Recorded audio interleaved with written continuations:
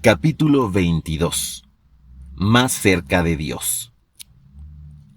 Los productores de Las Fronteras del Amor me hicieron las cuentas del gran capitán.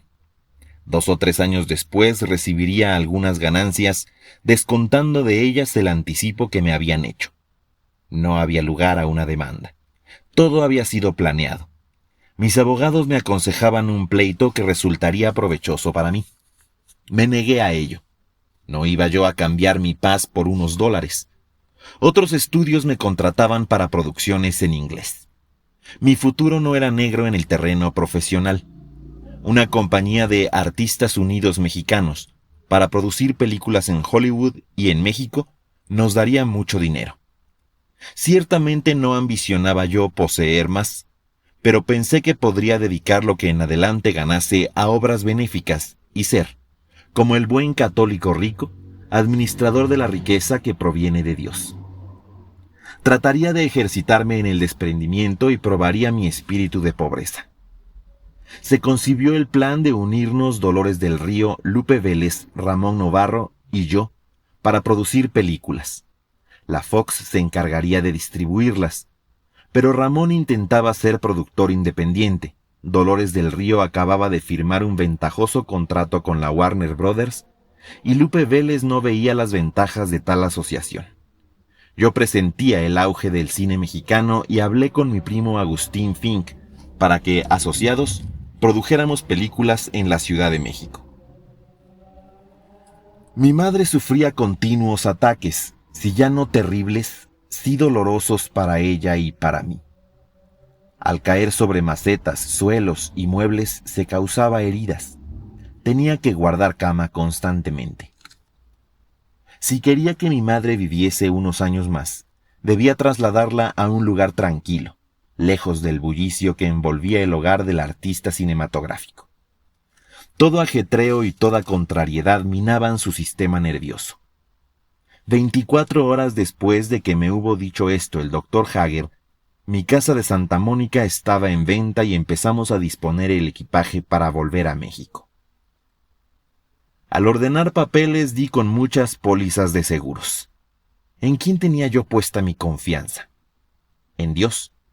Y si Él determinaba cuánto me habría de suceder, no podría yo evitar ni un accidente ni el dinero remediaría, por ejemplo, mi falta de salud. Eché las pólizas al fuego.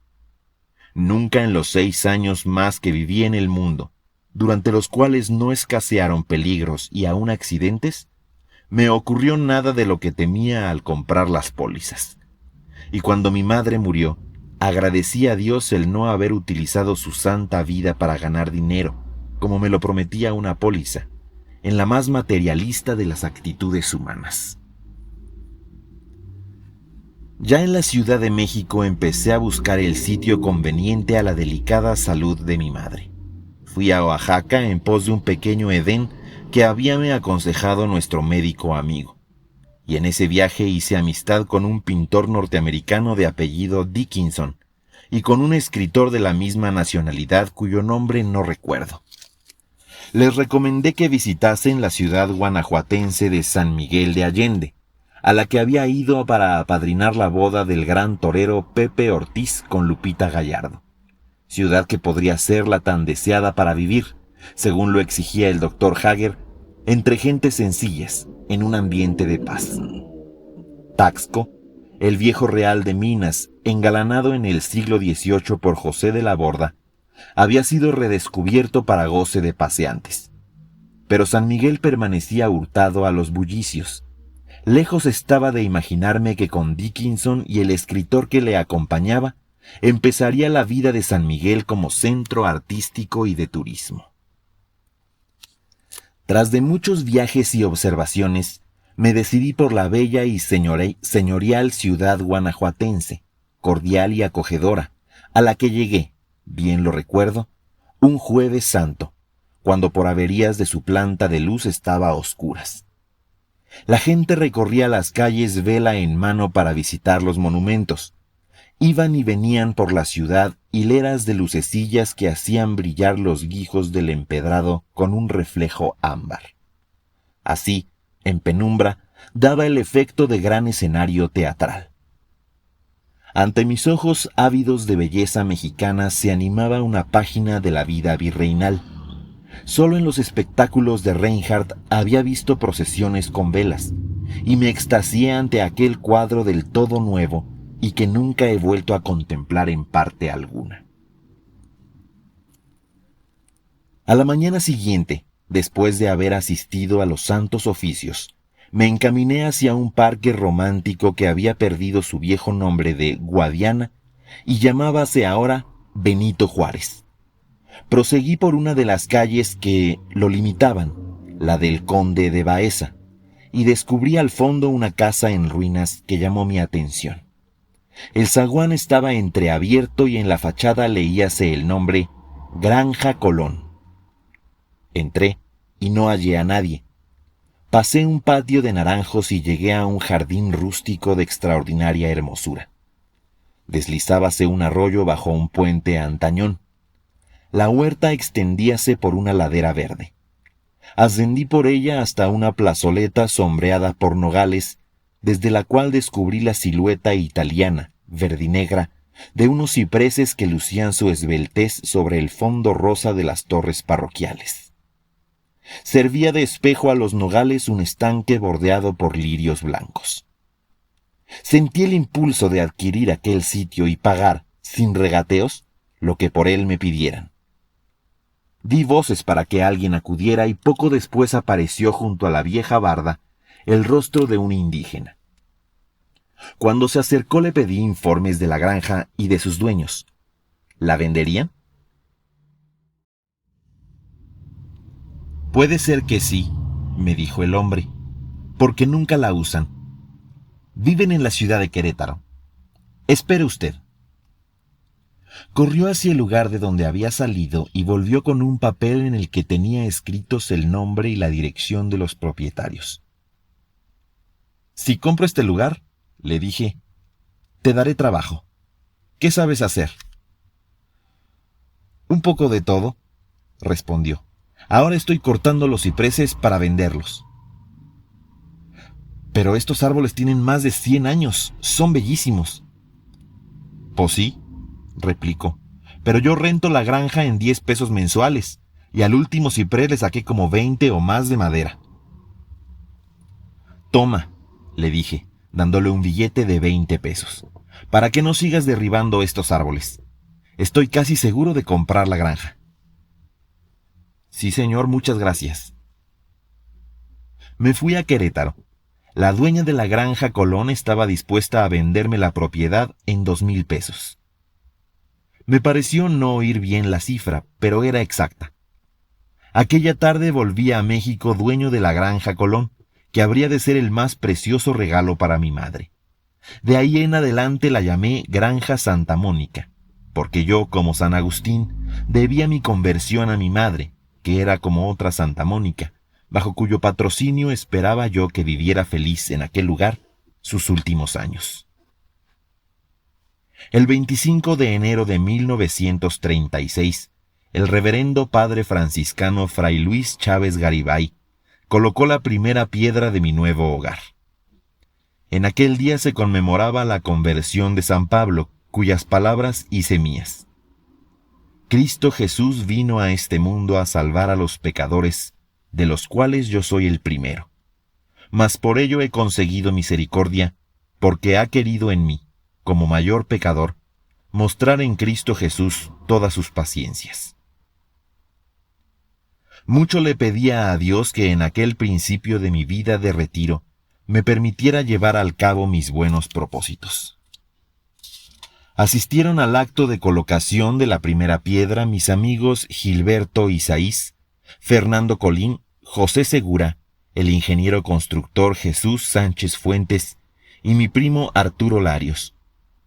Poco antes de dar principio a la reedificación de la granja, recibí una tentadora oferta de los estudios Paramount de Hollywood para que filmase la ópera Caballería Rusticana. La producción duraría 10 o 12 semanas y podría volver con una buena suma de dólares. Una vez más fui a Hollywood, pero me detuve antes en Yuma para visitar al padre Félix, que seguía dirigiéndome espiritualmente y ahora trabajaba entre sus muy amados indios. Se informó de mis conocimientos y prácticas en la regla de la Tercera Orden y satisfecho de mis avances me dio testimonio para que pudiese yo ser admitido a la profesión. Afortunadamente la producción de caballería rusticana se suspendió por violencias y hostilidades de la afamada artista Mary Ellis, a quien yo había admirado mucho en Nueva York y con la que inútilmente tratamos de hacer las necesarias pruebas de voz e imagen. Pero a punto estuvo de atraparme el engranaje cinematográfico cuando me fueron ofrecidos contratos para filmar en inglés. De haber aceptado hubiese ido al triunfo esclavizante o al fracaso amargo.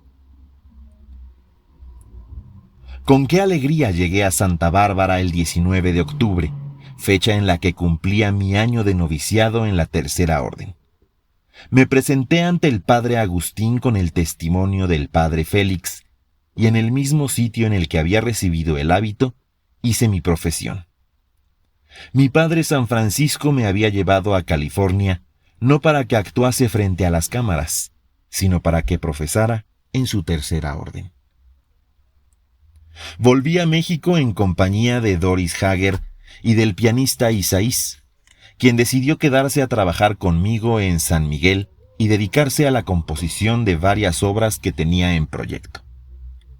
Quise ayudarlo con el fin de darle a México un futuro gran compositor, pero el tiempo se encargó de demostrarme que para que un compositor sea grande, no basta su talento.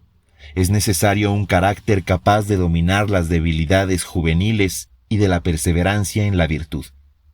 Gilberto me ayudó mucho como acompañista, pero su indecisión le hizo ir 2 veces a los Estados Unidos y al fin volvió a su lugar de residencia.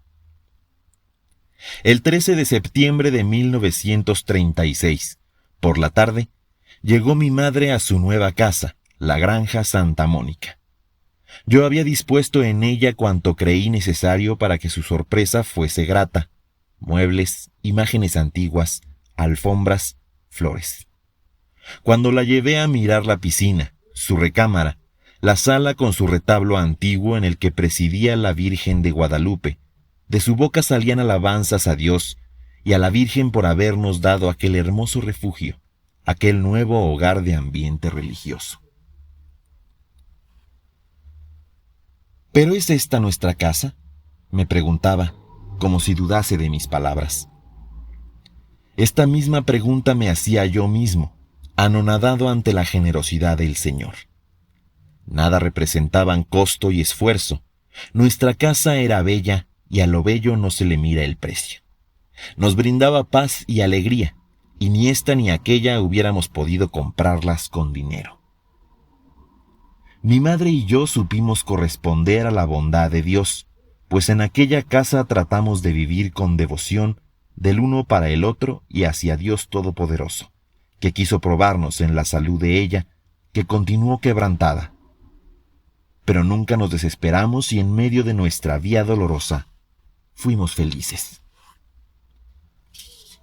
Bajo nuestro techo vivieron amigos nuestros, distinguidas personalidades compartieron nuestra alegría, y si alguien se mostró ingrato o poco honorable, fue por incomprensión del medio o acaso por debilidad, pero nunca por premeditada maldad. Poco después de habernos instalado en la granja nos visitó mi primo Agustín Fink. Él también anhelaba construir una casa como la nuestra para retirarse del mundo de los negocios, pero para ello necesitaba hacer capital. Lamentábase de mi falta de ánimo para emprender negocios cinematográficos en México, que prometían ganancias considerables. Pero yo estaba embriagado de belleza pueblerina, acogido con bondad por el señor cura don José Mercadillo, paternalmente dirigido desde California por el padre Félix y por el padre Fray Luis Chávez Garibay, que era como un patriarca en su amplitud sacerdotal. Acogido por las mejores familias de San Miguel y por las más humildes y pobres, nada me hacía más dichoso que alternar y convivir con ellas. Cuando me alejaba de la ciudad 2 o 3 días, contaba las horas que me faltaban para volver. Mi vida espiritual había pasado por varias humillaciones. Había pecado en cosas que yo no buscaba, que me atrapaban cuando mayor confianza tenía en mí. Pero me levantaba arrepentido, me confesaba y retornaba a la gracia con mayores deseos de cuidar el estado de amistad de Dios y de ser bueno. Había aprendido a recorrer un camino que antes el orgullo me impedía seguir, y luchaba por frenar mi imaginación, mi irritabilidad, mi impaciencia y sobre todo mi concupiscencia. Comprendí que el verme ajeno a compromisos profesionales me inclinaba a desear lo que mi imaginación me hacía creer que era un derecho: darle a mi cuerpo sano los placeres que todo hombre busca, placeres que la gente joven que me rodeaba o visitaba no tenía empacho en exponer y comentar frente a mí.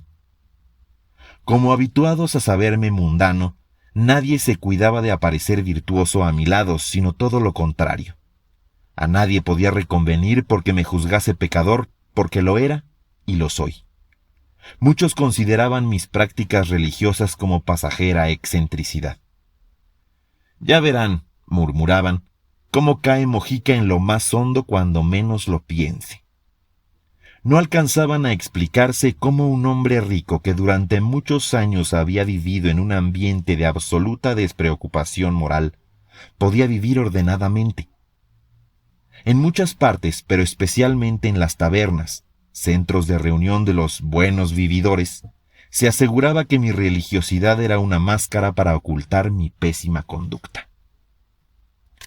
Mis confesores y mi director espiritual me sostenían con frases evangélicas que renovaban mi paz y mi alegría, haciéndome amar sin esfuerzo a quienes en verdad me querían y a quienes sabía que eran mis calumniadores. «Amad a vuestros enemigos», leía yo en las cartas de mi director o escuchaba de labios de mis confesores. «Haced el bien a los que os aborrecen y orad por los que os persiguen y calumnian, para que seáis hijos de vuestro Padre Celestial, el cual hace nacer su sol sobre los buenos y malos, y llover sobre justos y pecadores». Pero las sospechas, la maledicencia, iban señalando hoy a una persona, mañana a otra, y a veces a varias simultáneamente, como mis aliadas en el pecado. No podía yo tener cerca de mí a nadie porque las malas lenguas la hacían comidilla y la rumiaban. Esto me hacía sufrir.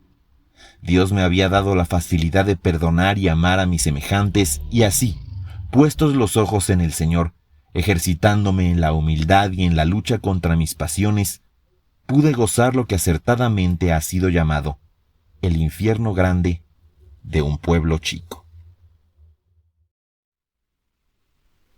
Un día se acercó al zaguán de mi casa, con timidez y recato de paloma, una muchacha del pueblo. El rebozo azul con que cubría su cabeza hacía resaltar la hermosura y brillantez de sus ojos negros. La vi detenerse y sonreír como lo hacen los niños.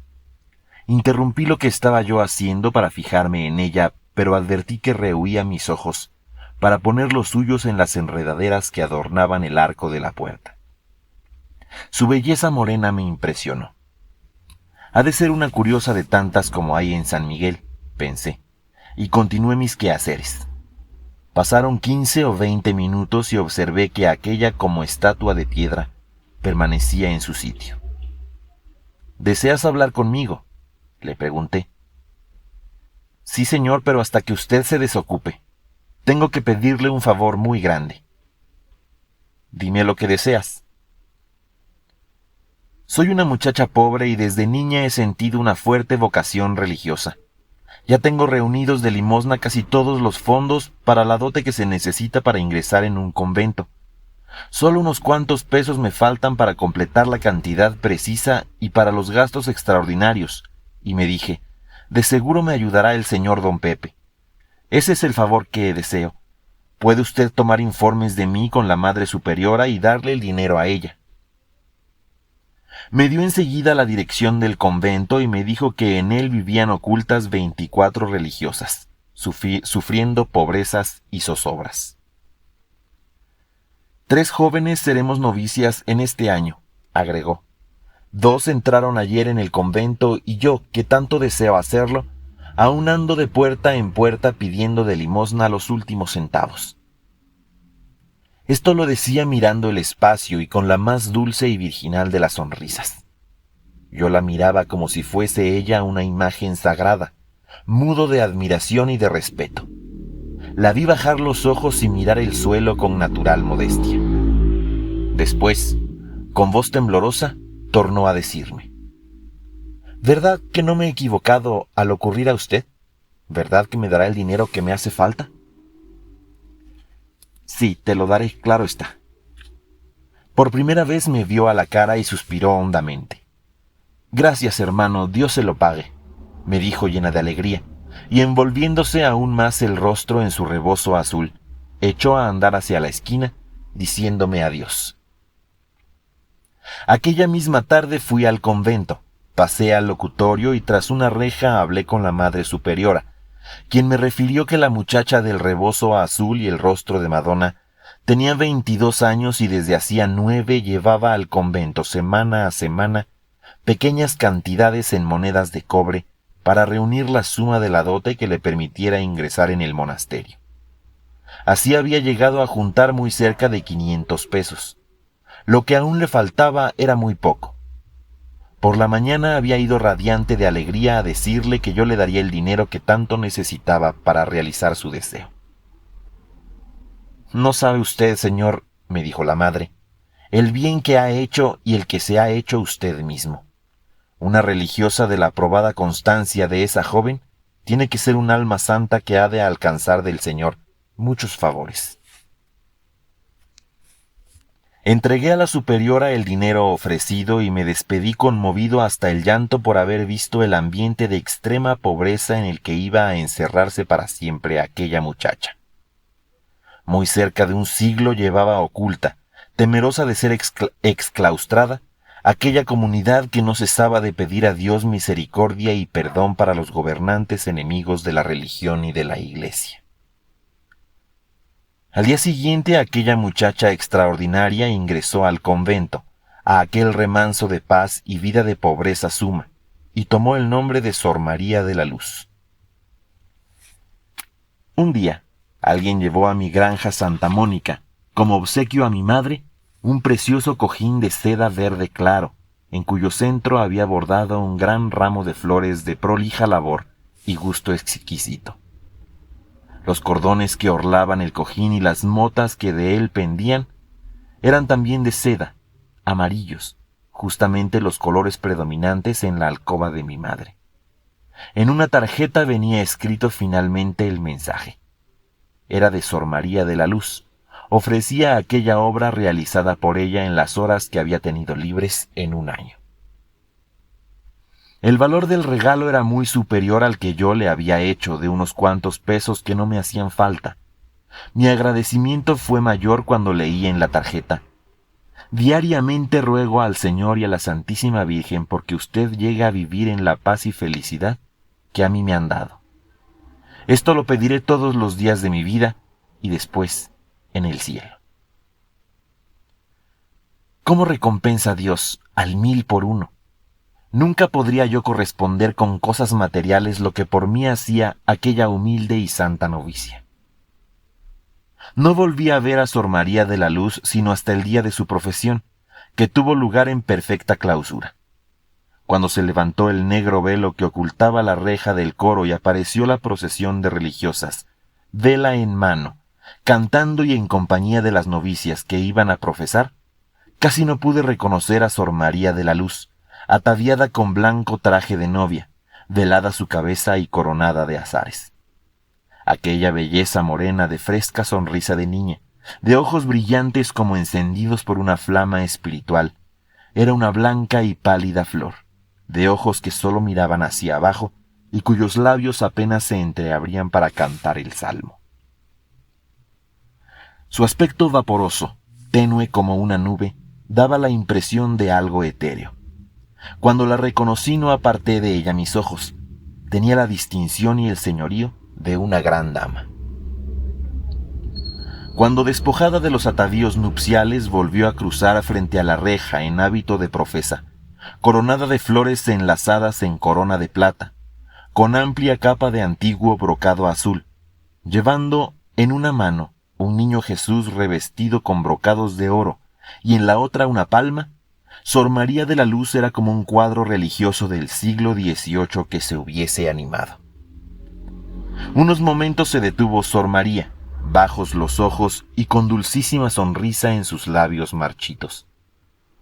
Una perfecta paz, una felicidad santa irradiaba de su persona. Bajó el velo negro que ocultó para siempre el cuadro inolvidable, la belleza del retablo antañón que no ha escapado de mi memoria, una belleza artística de siglos y siglos, espiritual y eterna.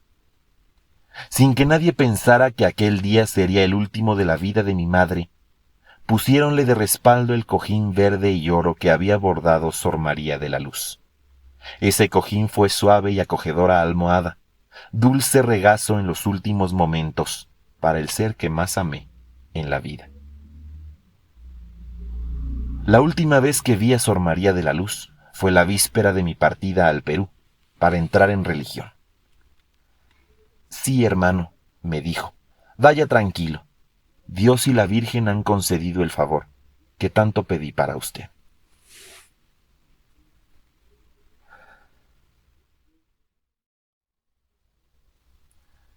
Un sector social hacía de San Miguel un verdadero paraíso cristiano.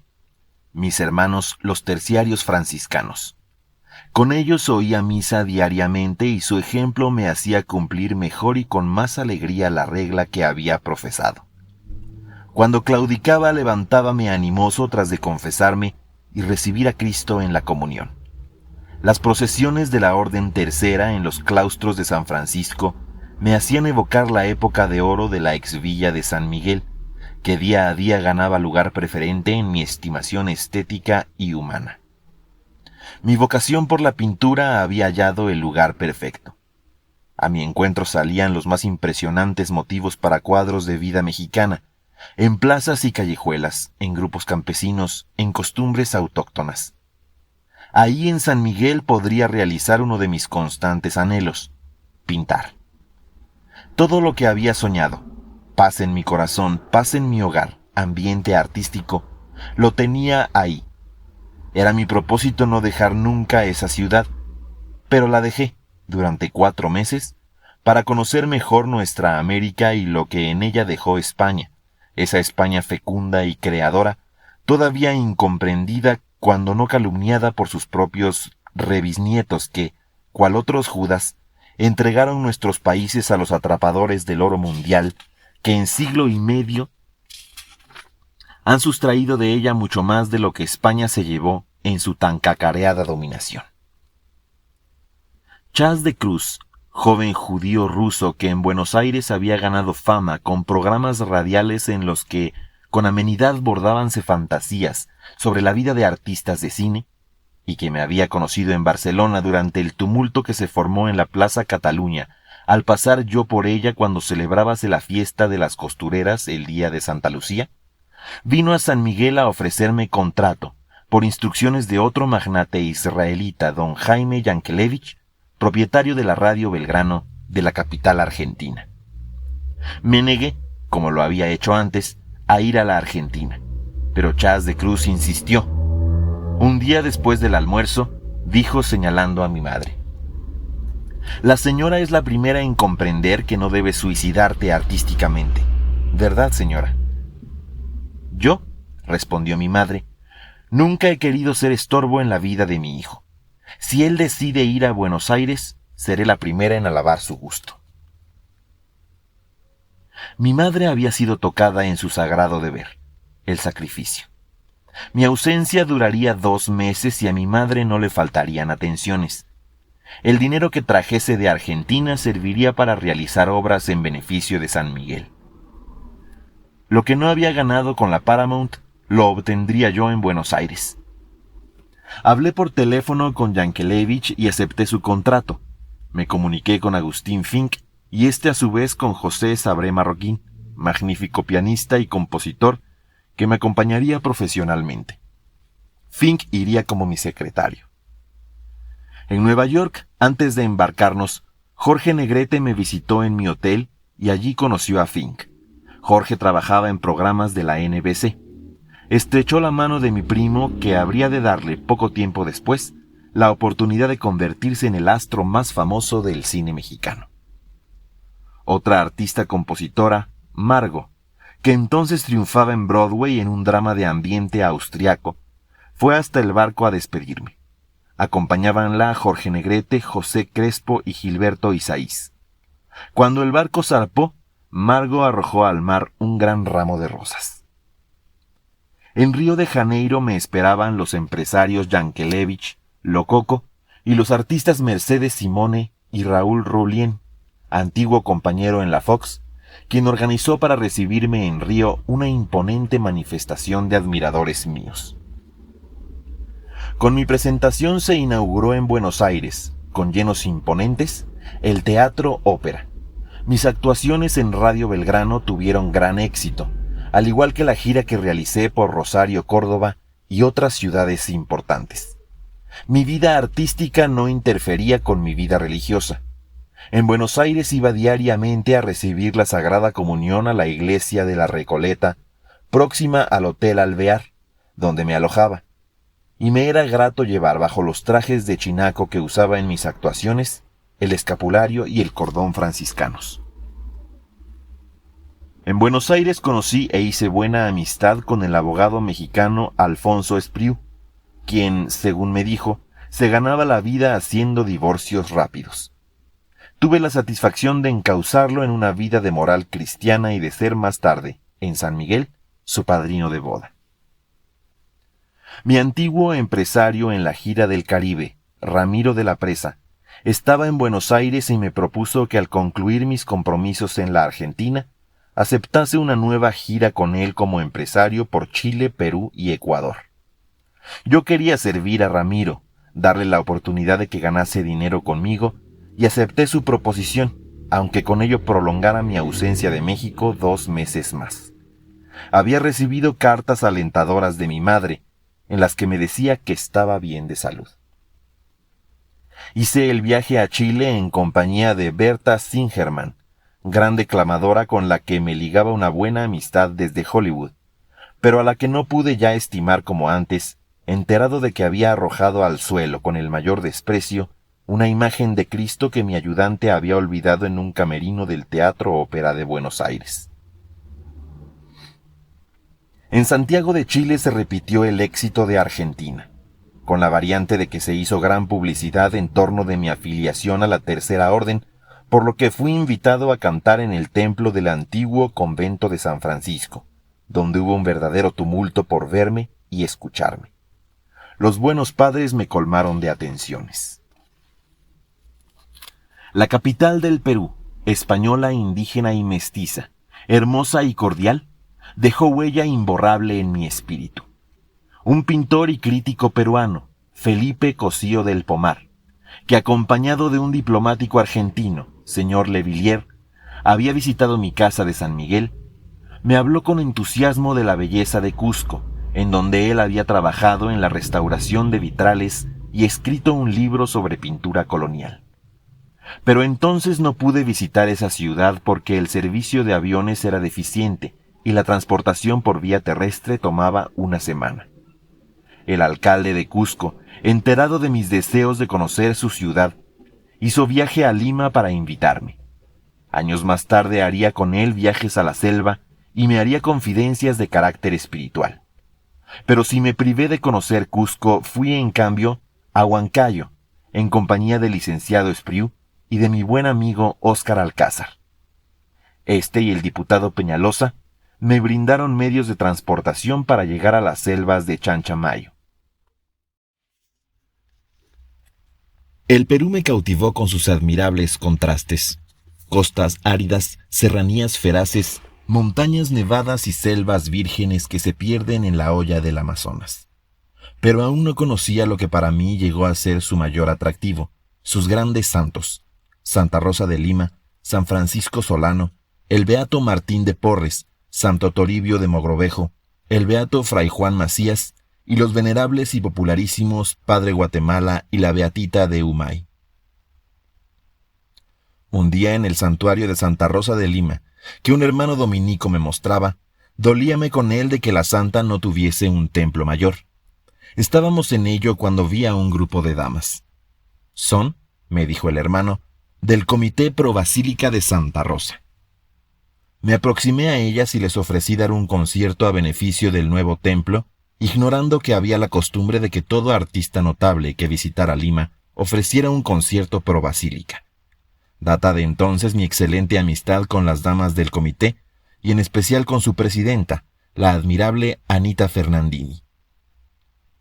Quito, joya de los Andes, me recibió hospitalaria y cordialmente. Actué en ella y en la ciudad de Guayaquil. En Quito tuve el gusto de encontrarme con Luis Ibargüen, que, como dije antes, había sido cantante de ópera y actor cinematográfico, y entonces tenía el puesto de agregado a la Embajada de México en Ecuador. Tanto él como el señor embajador fueron mis anfitriones y cicerones en la preciosa ciudad donde floreció la Azucena de Quito, émula de Santa Rosa de Lima.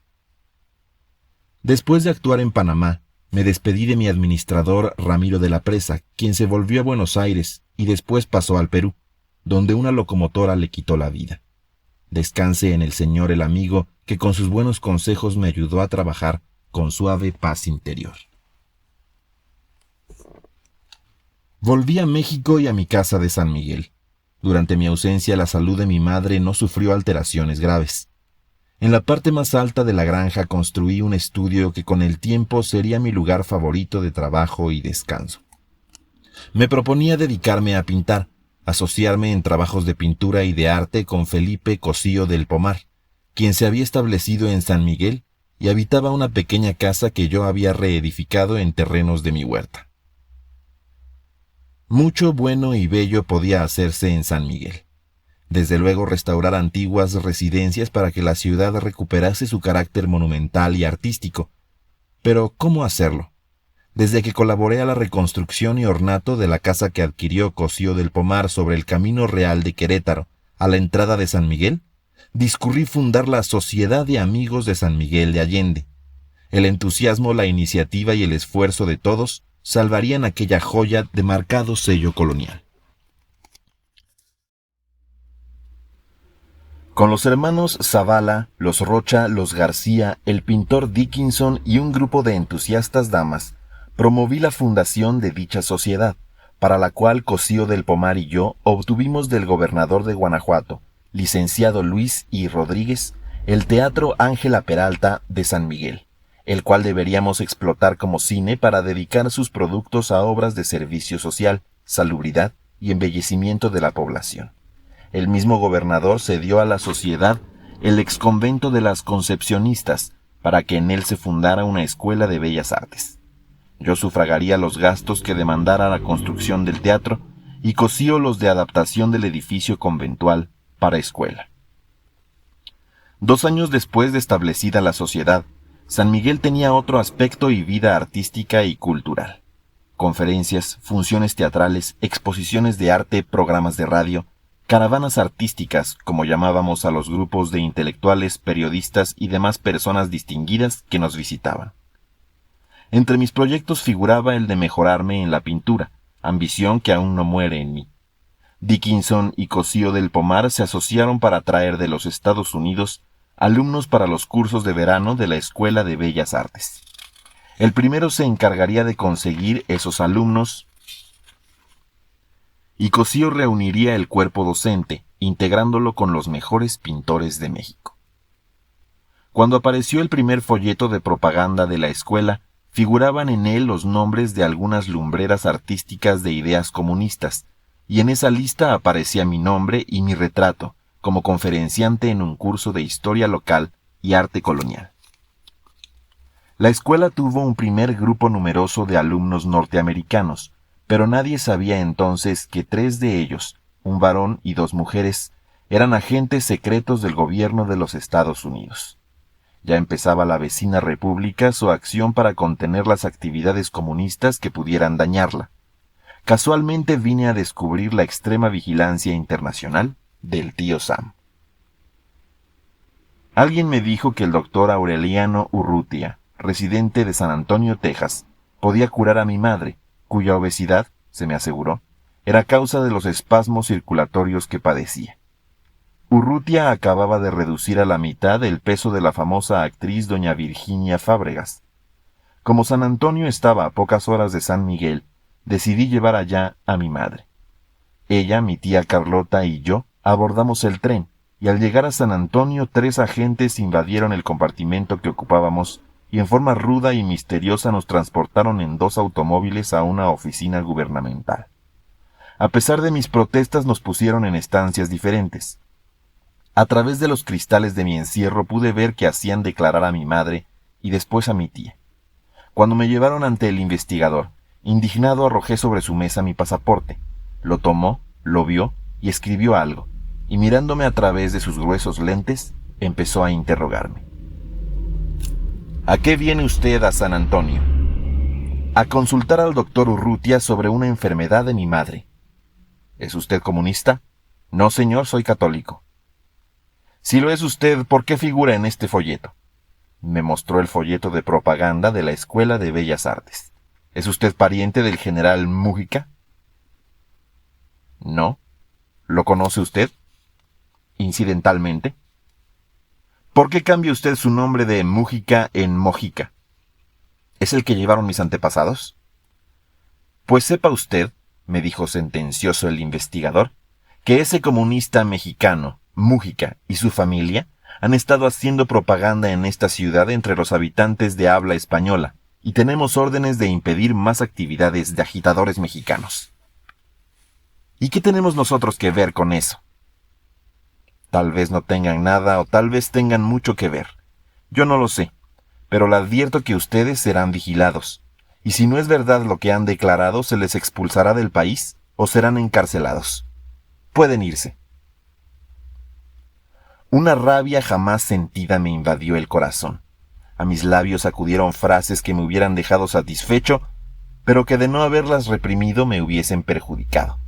Arrebaté mi pasaporte y fulminando con la mirada a cuantos ahí estaban, salí con mi madre y mi tía. Me entregaron las contraseñas del equipaje que, por supuesto, había sido registrado. Tuve el impulso de abordar el próximo tren para el sur, pero reflexioné que ello aumentaría las sospechas de los agentes de migración. Ya en el hotel mi madre me dijo que la habían interrogado sobre mis relaciones con los maestros de bellas artes. No te mezcles más con ellos, me suplicó. La tranquilicé asegurándole que nada malo había yo hecho. Habiéndome dicho el doctor Urrutia que necesitaba observar a mi madre durante varias semanas, la dejé con mi tía en San Antonio y volví a San Miguel, lo cual fue un error, pues retornó más enferma. El doctor quiso cambiar su estado nervioso con órdenes demasiado enérgicas y esto la entristeció al grado de hacerla llorar. Y yo, muy creído de que esa energía era remedio extremo pero necesario, la continué, con lo cual hice a mi madre víctima de mis violencias. No advertí el sufrimiento que esto le causaba hasta un día en que con la mayor calma, pero con muy justa indignación, me dijo: «No soy yo la enferma, sino tú, que has olvidado la primera obligación de un hijo, tratar a su madre con respeto». Mi tía Carlota, de temperamento enérgico y nada afecta a ternuras, siguió como yo al pie de la letra las instrucciones del médico. Ambos tiranizamos a mi pobre madre creyendo hacerle un bien. Durante el curso de la Escuela de Bellas Artes, recibí una buena lección por haber desoído el oportuno consejo de mi madre. Bajo la dirección de mi maestro Chávez Morado, me dediqué a pintar frescos. Uno de ellos representaba la historia del exconvento concepcionista fundado por Sor María Josefa Lino de la Canal. Sor Josefa mostraba el monasterio a las generaciones de religiosas. Un gigante con gorro frigio y los ojos vendados dispersaba a las monjas, mientras un grupo de estudiantes mexicanos y norteamericanos invadía el edificio. Esta mi obra pictórica no fue del agrado de algunos alumnos comunistas, quienes al día siguiente de terminada, y cuando aún no la veía mi maestro, destruyeronla en gran parte. 2 de los agentes secretos me informaron quién había sido el principal destructor. Ni mi maestro ni yo veíamos ese trabajo mío como definitivo, sino como un estudio, como una práctica para trabajos futuros. Pero la verdad histórica contenida en el fresco indignó a los comunistas norteamericanos, que más de una vez habían manifestado su filiación roja y su mala voluntad para mí. Entonces me convencí de que había hecho mal en promover la importación de estudiantes norteamericanos de tan extraña calidad, guiado por mi afán de levantar el nivel artístico de San Miguel. Muchos de esos estudiantes llevaban vida desordenada, al igual que algunos turistas mexicanos escandalizaban con su comportamiento a la sociedad sanmiguelense. Personas que en las grandes capitales observaban conducta sobria y ordenada, al llegar a San Miguel encendíanse en un estro diabólico y dejaban en el pueblo un rastro de disolución. Mis ligas de amistad o de trabajo con tales gentes no eran un acierto, pero nada podía hacer para evitarlas. Era demasiado tarde. Caro pagaba yo mi entusiasmo por impulsar la vida cultural y artística de San Miguel. Como terciario franciscano ese error me dolía y renuncié a continuar en la escuela. Creo que mi actitud la vio con buenos ojos Cosío del Pomar, porque ya había hablado con el señor cura para indicarle que era conveniente que detuviera mis impulsos de pintor católico, pues que había visto un proyecto realizado por mí para un fresco en el que figuraría la Virgen de Guadalupe, mezclada en una alegoría en la que había cuerpos desnudos. Aunque yo me había sometido a la autoridad del Padre Superior de San Francisco, la del señor cura era para mí suprema en materia de religión, y decidí no volver a pintar para lugares públicos en San Miguel. Empecé a sentirme responsable del cambio que sufría San Miguel con la invasión de gente mundana, despreocupada, revolucionaria. Mi profesor me calmaba, y mi director espiritual decíame en una carta que lo que salía del corazón del hombre era lo que ofendía a Dios, que si mis intenciones al iniciar aquel movimiento en pro de San Miguel habían sido buenas, Dios lo sabía. No debería yo sentirme culpable de los pecados del mundo, sino de los propios. Mi profesión y mi temperamento entusiasta me impedían adoptar una actitud egoísta, y tomé parte en funciones teatrales casi siempre con fines benéficos. El plan de reformas y nuevas obras en el Hospital de San Miguel exigía fondos que se allegaban con facilidad, tomando yo parte en esas funciones. Para entonces era yo maestro de novicios de la Tercera Orden, y esta actividad religiosa no era congruente con la de promotor y elemento de fiestas. A veces me sentía hipócrita. Mi lucha interior era grande.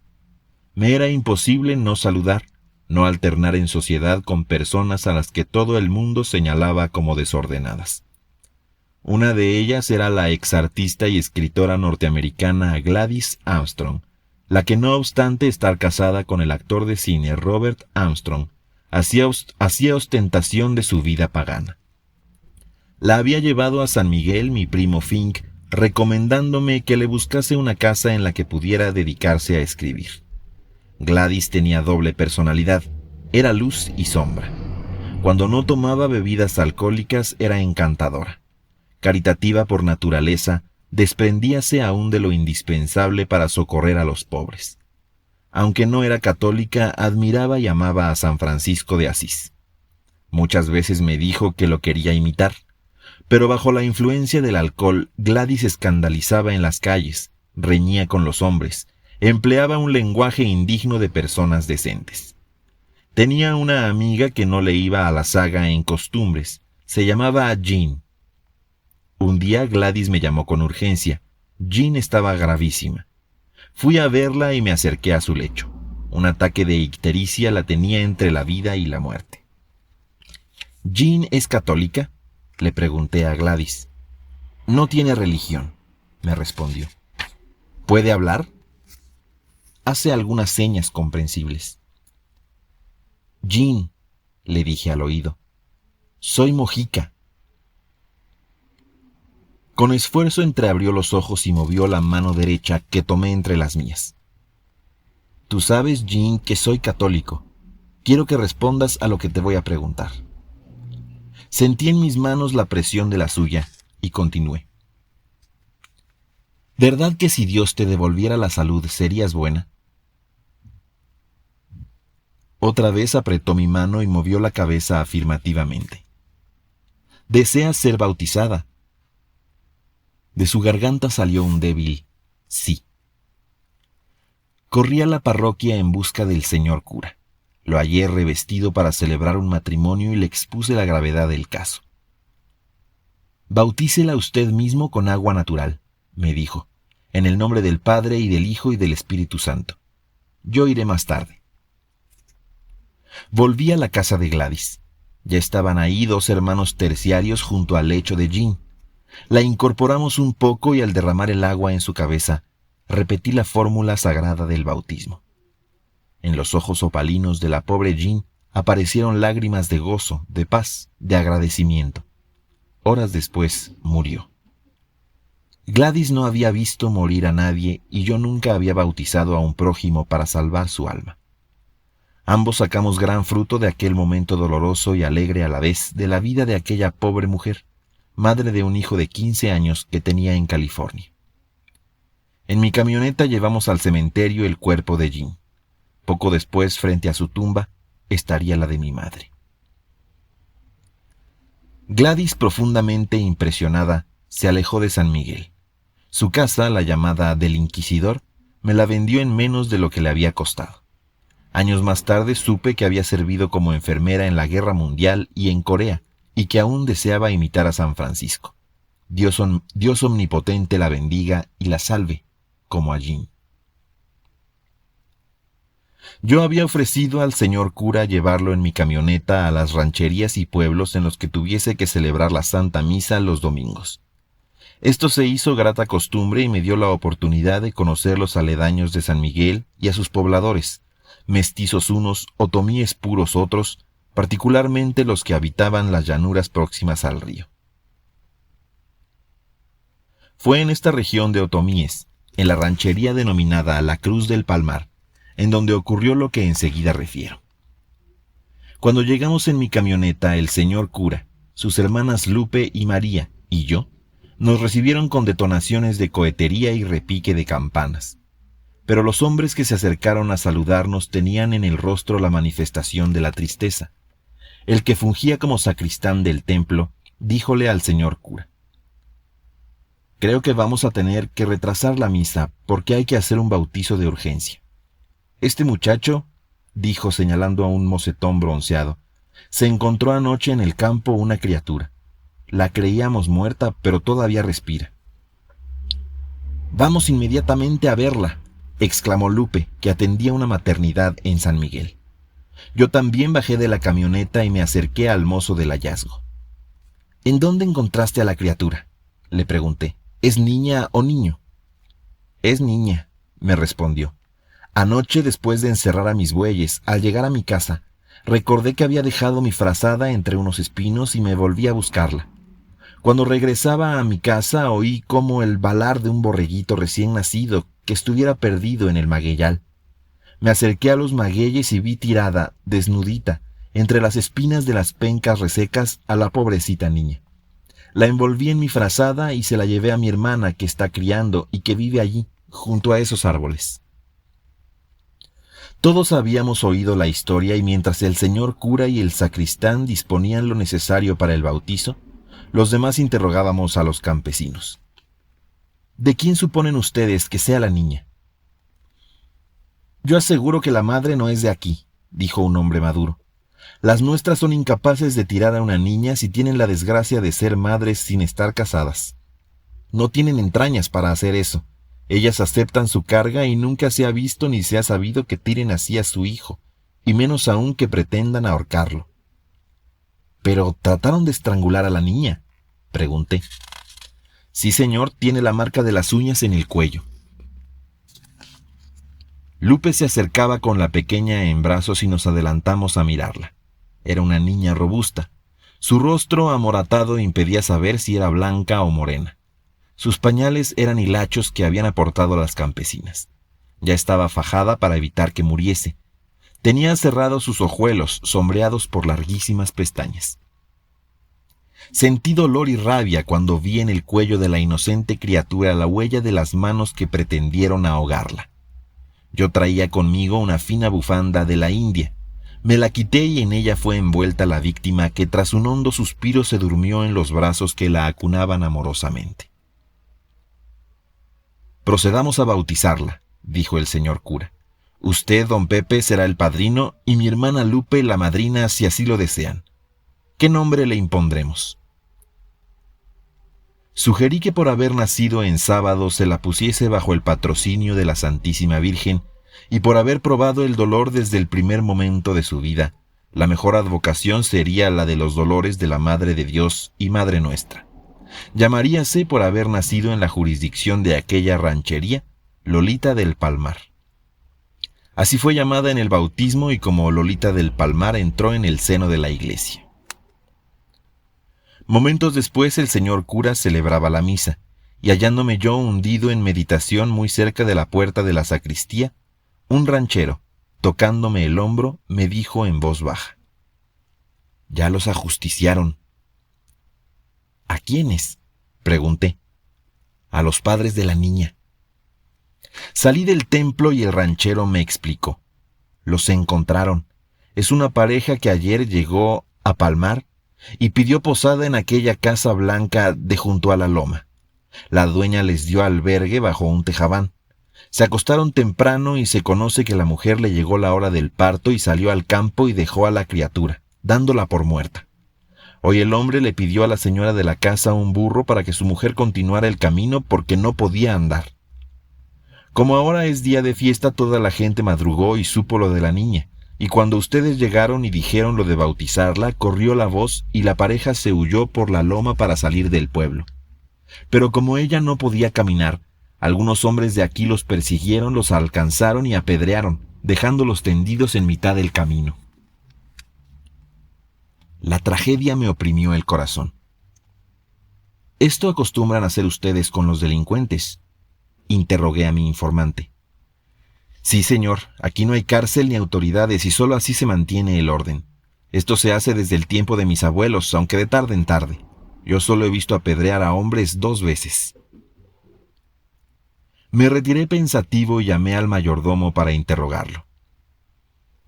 «¿Crees que aún viven los que fueron apedreados? Corre a verlos. No puedo resignarme a pensar que los dejen abandonados si están heridos o muertos. Y vuelve pronto a informarme». Volví al templo y durante el resto de la misa estuve pensando y torturándome en un mar de dilemas morales. Llegó el momento de la elevación y vi en las manos del sacerdote la sagrada hostia, y muy cerca de mí al hombre que me había dado la noticia, y a muchos otros campesinos que quizá habían apedreado a los culpables, todos frente a aquel que todo lo sabe y que premia o castiga según su misericordia y su justicia. Y frente a él me propuse cumplir el deber que me correspondía en el drama de Lolita del Palmar. Yo era su padrino y al cumplir con mi obligación tenía seguro el bien que encerraba la tragedia. Cuidaría de la manutención y educación de Lolita. Tal le prometía al Señor. Cuando terminó la misa, los muchachos acudieron a mí alegremente para recibir el bolo. Tiré un puñado de monedas que los chicos se disputaron entre nubes de polvo y ensordecedora gritería. Entretanto pasamos a desayunarnos en la casa del sacristán, a donde llegó sudoroso el mayordomo a informarme. Se conoce que no los mataron, sino que solo los descalabraron. En el lugar en que fueron apedreados había huellas de sangre y allá por el camino de Dolores Hidalgo logramos divisar a una pareja que sosteniéndose iba con dificultad camino arriba. Cuando íbamos de regreso a San Miguel con Lolita en los brazos de Lupe, ésta me propuso cuidar ella de mi ahijada hasta que tuviese la edad suficiente para que yo la llevase a mi casa, le pusiese nodriza o nana, después institutriz, para luego educarla en un colegio. ¿Pero no sería mejor que yo la adoptase como hija y que ella ignorase su origen doloroso? Pasaron los días. Diariamente veía yo a mi Lolita que iba embelleciéndose en forma sorprendente. A los 10 días abrió sus grandes ojos. Su piel era dorada con rosa en las mejillas. Ya tenía ropa fina y buena cuna y las horas a su lado me parecían instantes. A los 11 días, teniéndola en mis brazos, me sonrió en forma angelical, tan graciosa que me derritió el corazón. Aquel mismo día me propuse adoptarla como hija, heredarla, casarla con un príncipe, qué sé yo cuántas cosas prometí. 4 días más tarde me llamaron por teléfono del curato para avisarme que Lolita se moría. Cuando llegué a verla, estaba muerta. Parecía una florecita de cera blanca. Semanas enteras estuve agobiado por la pena. Había sentido el dolor del padre que pierde un hijo, o por lo menos el reflejo de ese gran dolor. Y todavía, al escribir estos recuerdos, siento deseos de llorar. Cuando más desconcertado me sentía, pues en mi propia casa no hallaba humana respuesta a mi vida religiosa y ninguna de las personas amigas que convivieron con nosotros se adaptó a mis prácticas de terciario, cuando solo encontraba consuelo y fortaleza en mi diaria comunión, el licenciado Alfonso Espriu me anunció que llegaría a visitarme su exmaestro, el distinguido hombre de letras Rafael Heliodoro Valle, cuya obra me era conocida y a quien alguna vez había yo visto. Llegaría esa misma tarde en automóvil con 2 o 3 acompañantes. Como presidente que era yo de la Sociedad de Amigos de San Miguel, estaba dentro de mis obligaciones atender a cuantas personas de relieve nos honrasen con su presencia y con mayor razón a los periodistas y escritores. Algunos como Alfonso Junco, Nemesio García Naranjo, Raza Celdi, Alfonso Reyes, habían sido invitados por la sociedad. Otros no. Pero todos, prendados de la belleza de San Miguel e impresionados por la cordialidad de sus habitantes, escribían artículos elogiosísimos.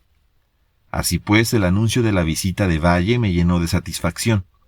Le esperamos toda la tarde y al anochecer, para aligerar las horas de tan larga espera, me puse a leer varios números de la novísima revista Hoy, publicación con la que los inteligentes y dinámicos periodistas Hernández Yergo y Pajés Yergo hicieron evolucionar el periodismo mexicano. En Hoy, el reportaje tenía vida, garra, emoción y valor permanente. Entre las colaboraciones que leía yo con mayor gusto, contábanse las que bajo el título de Rutas Históricas publicaba el historiador e investigador Eduardo Enrique Ríos, al que yo suponía hombre maduro, acaso viejo, por los conocimientos nada superficiales que revelaba tener de la vida y el proceso histórico de México. A las 11 de la noche, cuando nadie esperaba a Valle, llamó a la puerta de la granja. Le recibí cordialmente, desperté a la servidumbre, saludé a sus 2 acompañantes, uno de los cuales me pareció el chofer, y 1 hora después estaba con ellos a la mesa. Valle a mi derecha, el fotógrafo Enrique Díaz frente a mí, y a mi izquierda el supuesto chofer, a quien le pregunté su nombre para conversar con él y que no me tuviese por artista orgulloso y grosero. Mi nombre, me dijo, es Eduardo Enrique Ríos. ¿El que escribe en Hoy? El mismo. No me fue fácil ocultar mi sorpresa y comulgarme mi chasco de haber supuesto chofer de Heliodoro Valle al ágil escritor de Hoy. A la mañana siguiente, al volver de misa, encontré a Ríos disfrutando lo que había de bello en la granja. Lo presenté con mi madre y con mi tía Carlota. Heliodoro Valle captó en un santiamén los encantos de San Miguel y esa misma noche abordó el tren para la Ciudad de México. Ríos y el fotógrafo Díaz recorrieron en mi compañía todos los monumentos y residencias de San Miguel, y decidieron regresar por vía terrestre para conocer los grandes conventos agustinianos de Cuitzeo y Yuriria. Espriu y yo les acompañamos hasta este último lugar para disfrutar en su compañía tan admirables construcciones religiosas. Al decirles adiós lo hicimos convencidos de haber conquistado para la Sociedad de Amigos de San Miguel 2 colaboradores excelentes. Entre Ríos y yo había nacido una sincera amistad. Al visitar a ambos el exconvento de San Francisco habíamos visto en la biblioteca que había pertenecido al reverendo padre Fray Luis Chávez Garibay, recientemente fallecido, varios libros sobre el gran misionero franciscano Fray Antonio Margil de Jesús. Había sido anhelo del padre Chávez biografiar a este impar santo andariego, divulgar sus heroicas virtudes para impulsar su beatificación y canonización. ¿Por qué no escribe usted la vida del padre Margil?, le dije a Ríos. Lo he pensado, lo deseo, me respondió, pero me falta tiempo, ambiente para hacerlo y también dinero. Un libro de esta clase toma tiempo y no lo tengo sino para ganar lo indispensable para vivir. Pues cuando se decida a ello, le respondí, cuente usted con mi casa, con estos libros del padre Chávez Garibay y con la simpatía y cordialidad de San Miguel. Pues si logro encauzar en México algunos asuntos que tengo pendientes, le prometo volver y aceptar su hospitalidad. Tengo deseos de escribir la biografía de Margil de Jesús.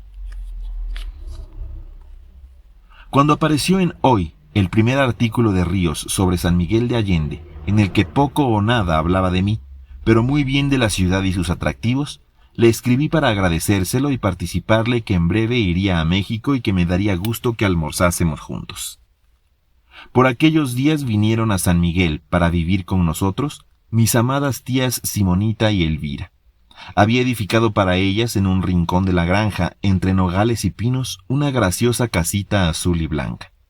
Simonita, que nunca faltaba a la Basílica de Guadalupe los domingos, había tenido al volver de allí a su casa un accidente grave, al caer de un ómnibus. Con el golpe sufrió una fractura que la dejó inválida. No admitió ser operada porque no quería contrariar la voluntad de Dios. Yo, que no entendía el alcance de este sacrificio ejemplar, la consideraba necia, caprichosa. Pero eran tan rotundos sus argumentos, tan firmes sus negativas y tan dulces sus palabras, que era imposible contrariarla. Ella y Elvirita se comportaban como dos santas, rezaban, conversaban, enseñaban la doctrina a los niños, reñían como dos chiquillas y no podían vivir la una sin la otra. El saberlas felices, el tenerlas cerca de mi madre, constituía para mí gran satisfacción, una dicha difícil de expresar. Simonita no dejaba de sonreír aunque los intensos dolores físicos la hiciesen sudar y palidecer. Cuando ya no pudo moverse, su cuerpo se llagó. Todo lo sufría con paciencia, con alegría, ofreciendo sus dolores por las necesidades espirituales de sus parientes y amigos, y en especial por mí. Su ejemplo edificante, su vida y su cristiana muerte fueron, y lo son todavía, manantial de inspiración en mi vida religiosa. Nombrado ministro de la Tercera Orden, aumentaron mis deberes religiosos, que una muchacha admirable, Gracia Zavala, me ayudaba a cumplir aconsejándome y edificándome con su devoción, dinamismo y caridad. Era ministra terciaria, presidenta de la Conferencia de San Vicente de Paúl, miembro de varias cofradías y para todo se daba tiempo. Atendía su comercio, un taller de costura, educaba a sus sobrinos, visitaba a los enfermos, socorría a los pobres, ayudaba a la organización de fiestas religiosas, adornaba el templo de San Francisco y estaba al tanto de las necesidades de los padres. Para todos tenía una palabra amable, una orientación espiritual, un consejo fraternal. Cuánto bien me hizo con su ejemplo. Cuando iba yo a México, comulgaba diariamente en el templo de San Felipe de Jesús y me desayunaba en el Sanborns. Allí nos reuníamos Eduardo Enrique Ríos y mi primo Fink para conversar sobre la vida de San Miguel. Fink insistía en que volviese yo al cine, y los tres decidimos que valía la pena correr la aventura de producir en sociedad una película, conmigo como actor principal. Antes debería yo acercarme nuevamente al público mediante programas radiales. Fink se apresuró a conseguir los contratos y empecé esta actividad sin dejar del todo San Miguel, a donde volvía cuando terminaba mis actuaciones. Decidí que mi abuela se trasladase a San Miguel y que viviera con nosotros. Así se realizaría mi gran deseo de ver reunidos a los míos bajo un mismo techo, en dulce paz familiar. Enrique decidió aceptar mi hospitalidad y escribir bajo mi techo la biografía de Fray Margil de Jesús, después de haberse desligado de algunos asuntos que lo ataban a la Ciudad de México, según me había dicho. No vendría solo, sino en compañía de su secretaria y de su madre, Merceditas, admirable mujer oaxaqueña de sangre indígena, de claro talento y de notable agilidad y gracia en su conversación. Merceditas era madrina de bautizo de Enrique y había amparado a éste al quedar huérfano a la edad de 2 años y medio.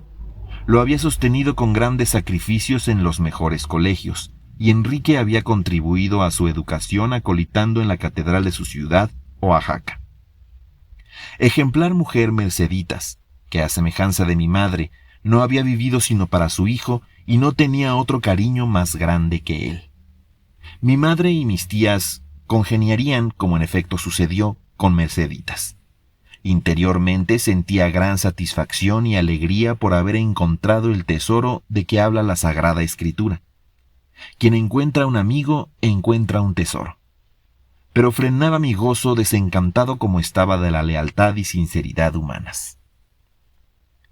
Cuando llegaron Enrique y su madre y su secretaria, los instalé como si hubiesen sido miembros muy queridos de mi familia.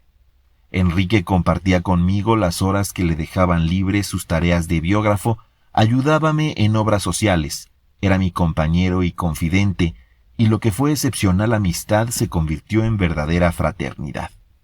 Enrique me había hecho la confidencia de que estaba enamorado de una mujer casada, y que a ello obedecía su decisión de alejarse de México a fin de lograr por este medio extirpar de su corazón aquel cariño, salvar a la mujer amada y salvarse él.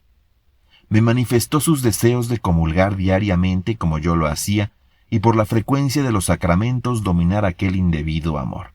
Quería reformar su vida, confesarse y disfrutar de la dulce paz de conciencia. Sus reflexiones y sus propósitos eran de una gran sinceridad. Una tarde, mientras contemplábamos desde una altura llamada Mexiquito, admirable mirador para gozar a San Miguel bajo el sol rojizo del crepúsculo, se escucharon las campanadas del Ángelus. Yo empecé la oración en voz alta y Enrique la siguió devotamente. Después vino ese silencio durante el cual el pensamiento y el alma se llenan del amor a la Virgen María. Enrique, le dije interrumpiendo la meditación, ¿por qué no ingresas en la Tercera Orden Franciscana? ¿Qué hay que hacer para ello? Quizá menos de lo que ahora hacemos. Llevar una vida católica, comulgar mensualmente, rezar cada día 12 Padres Nuestros con 12 Ave Marías y 12 Glorias, asistir al templo de San Francisco una vez al mes, llevar el escapulario y el cordón franciscanos. Mira, le dije mostrándole ambos, son como una armadura protectora, sobre todo para la observancia de la pureza. Te aseguro que por olvidadizo que seas, si al ir a pecar tus ojos o tus manos tropiezan con esto, ya no lo haces. Enrique permaneció pensativo mirando la lejanía. José, díjome con gran sencillez, quiero ser terciario. Pero luego de haberme oído una prolija explicación de las gracias que obtiene un miembro de la Tercera Orden de San Francisco, en la cual no se hacen votos y por lo tanto, quien no cumple con las obligaciones de la regla no peca, pero en cambio se observa esta, gana lo que las religiosas clarisas y los franciscanos de la Primera Orden, es decir, obtiene lo máximo para el alma, con el mínimo esfuerzo, me interrumpió para decirme, pero ¿cómo convencer de estas cosas buenas para el alma y del rechazo de los atractivos del mundo, el demonio y la carne, a la mujer que amas y te ama? Si en verdad ella te ama, querrá estar unida a ti y tú a ella por toda una eternidad de vida feliz. Y el único camino para unirse es el del sagrado sacrificio de no estarlo en la tierra, respetando los lazos sagrados que hoy los separan. Es mandato de Dios inflamar de fe en la palabra divina nuestro corazón aquí en la tierra, con el pensamiento de la unión eterna. Esto no es una tragedia, sino simplemente una rectificación del amor, que en vez de ser carnal es espiritual, y en vez de ser humano y perecedero, se eleva a divino, y por lo divino es eterno. Enrique sonríe puerilmente. Ya está, Pepe, ya todo está resuelto. Magdalena es buena católica, tiene fe en Dios y en la vida eterna. Cuanto acabas de decirme se lo diré en una carta y estoy seguro de que lo comprenderá y será feliz, a pesar del sacrificio mutuo. Por primera vez oigo el nombre de la mujer que Enrique ama intensamente, Magdalena, y me propongo pedir por ella y por él en mis diarias comuniones. Esa misma noche Enrique envía la carta prometida y ello coincide con un viaje mío a la Ciudad de México, en donde, como de costumbre, A la mañana siguiente acudo a San Felipe a recibir la Sagrada Comunión. Momentos antes de recibirla siento que alguien me toca suavemente una mano. Miro quién y veo junto a mí arrodillada a una mujer joven, de ojos expresivos y humilde sonrisa. «Yo soy Malena», me dice. «Por favor, encomiéndeme a Dios en su comunión. Deseo después hablar con usted». «Muy bien», le contesté. «Nos veremos en Sanborns». Cuando la tuve frente a mí en aquel restaurante, me convencí de que Malena sufría intensamente al ver hecho pedazos un idilio. No era el tipo de la mujer pasional ni obcecada. En sus ojos había brillo de lágrimas y la emoción no le permitía hablar. Dulcemente tomé una de sus manos y con la más fraternal simpatía le sonreí. «Tiene razón, Enrique», fue lo primero que pudo decirme. «Al desear con el alma continuar por el camino de Dios, como me lo expresa en su carta, estoy segura de que nuestro sacrificio habrá de salvarnos. Solo deseaba verle a usted para decirle que me quiera como amiga, como a una hermana, y para que le diga a Enrique que deseo unirme a él en el cielo». Su sinceridad afluye en cada una de sus palabras, de sus movimientos, de sus lágrimas. Ella no había tenido más amor verdadero que el de su madre, ya muerta, y el de Enrique. Traté de consolarla y creo que lo conseguí, pero me sentía responsable de haber intervenido en 2 vidas para enderezarlas tan dolorosamente. Cuando me fui a mi casa, una gran pena me invadía el corazón y le rogué a Dios y a la Virgen que me hicieran instrumento de su paz. Pasaron semanas, meses. Malena estaba resignada y se había marchado a pasar una temporada en Tehuacán. El libro sobre Fray Margil de Jesús avanzaba. Enrique vivía pacíficamente, aunque de vez en cuando suspiraba hondamente como si lo traspasase un recuerdo. Su corazón no estaba desprendido del corazón de Malena. Enrique era ya terciario y también lo era su secretaria. Los 3 hacíamos un grupo fraternal. Mis tías, mi madre y la de Enrique se reunían para conversar. Juntos asistíamos los domingos a la misa parroquial o al templo de San Francisco. La vida familiar era dulcísima. El libro de Enrique estaba terminado. Era un buen libro, como después de mí lo juzgaron competentes críticos. Faltábanle ilustraciones y yo me ofrecía a ir a buscarlas a Querétaro, en donde, con ayuda del maestro Patiño, mi exprofesor de la Academia de Bellas Artes de San Carlos, obtuve algunas fotografías de cuadros franciscanos existentes en el Museo de San Francisco.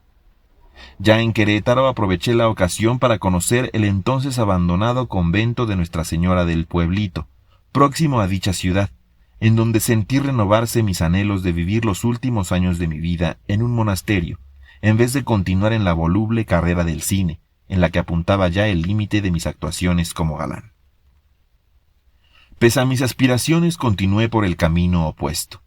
Varios amigos, entre ellos Felipe Mier, me propusieron que filmase en la Ciudad de México una película basada en la historia de la opereta Don Gil de Alcalá, del maestro Manuel Penella. Acepté y esta película se hizo bajo el título de El Capitán Aventurero. En ella actuó a mi lado, bajo la dirección de Arcadi Boitler, Manolita Zaval. Cuando se filmaba esta producción cinematográfica, murió el excelente maestro Penella. De Hollywood vinieron mis exproductores a ver lo que yo hacía y a proponerme negocios que rehusé. Pero en cambio, en sociedad con Fink y Ríos, produje la película La Canción del Milagro, que dirigió Rolando Aguilar y en la que la música fue escrita por Gonzalo Curiel. Conmigo actuó mi ahijada Lupita Gallardo, esposa de Pepe Ortiz. Esta película era una prueba de cuyos resultados dependería el que nos lanzásemos a la producción en mayor escala. El sonido para La Canción del Milagro no fue bueno y me vi precisado a grabar mis canciones en Hollywood, donde Troy Sanders, hasta ahora encargado del departamento musical de la Paramount, me ayudó grandemente a ello.